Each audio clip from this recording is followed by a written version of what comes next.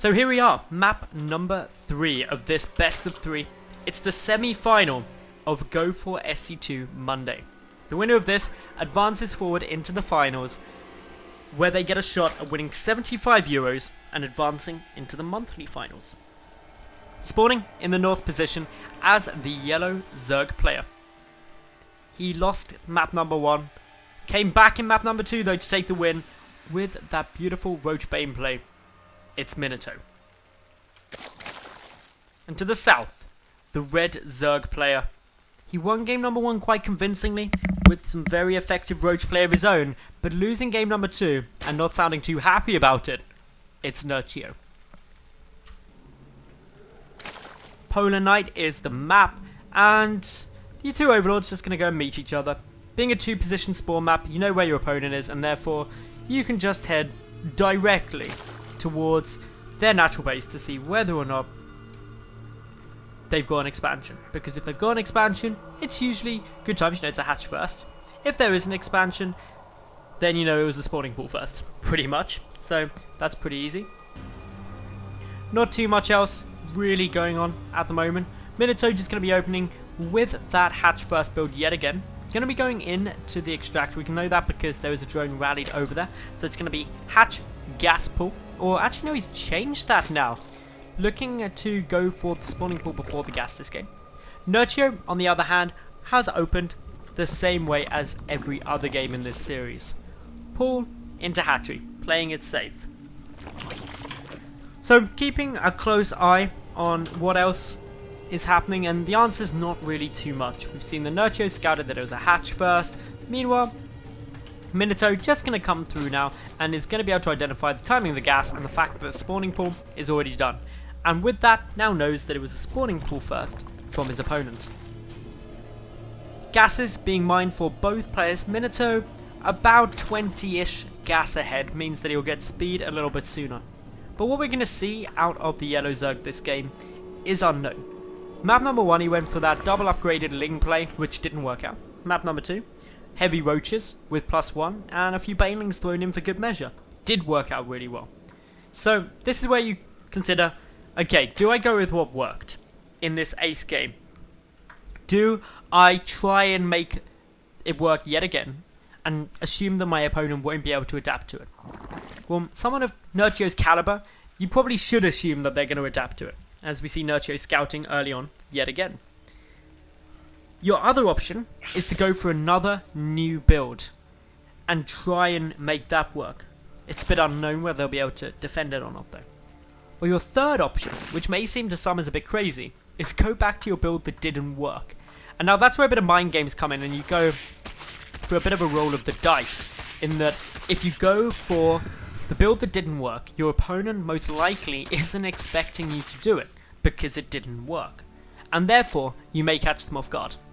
But for the moment, we're just seeing Nerchio actually take the first tech choice with the Baneling nest coming on down.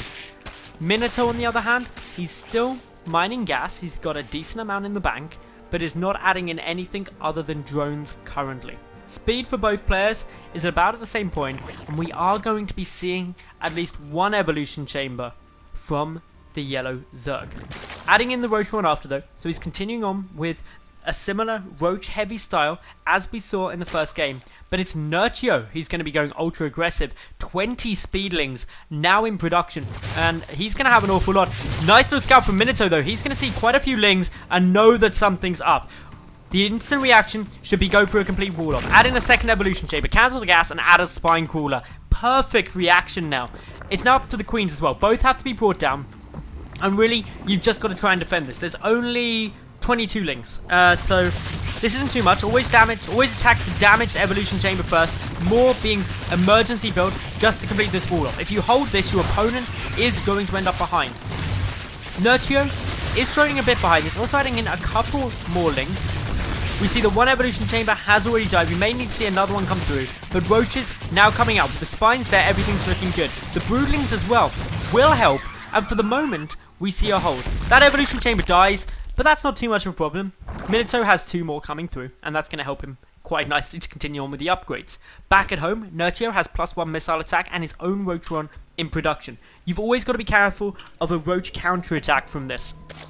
A lot of roaches are already here, a baneling nest coming down, and Nerchio tried to play very aggressively, but a lovely scout shows that actually he is able to defend.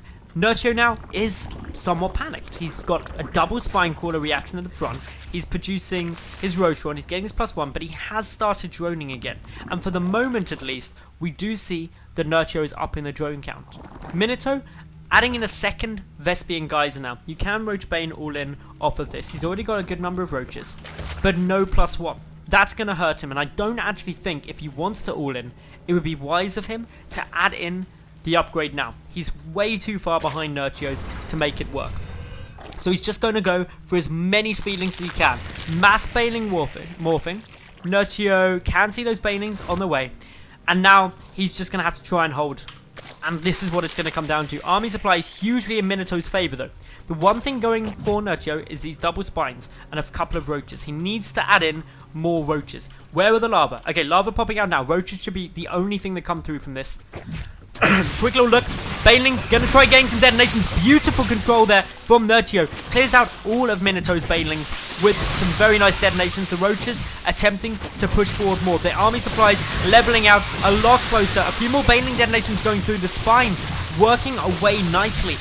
Nerchio still down in the roach count, but the 2 spines and the queen somewhat aiding the leveling out of that. The fact that Minato lost all of his banelings early on was devastating for the power of this push. And Nerchio is so far up in the drone count, he can afford to just keep flooding with units now.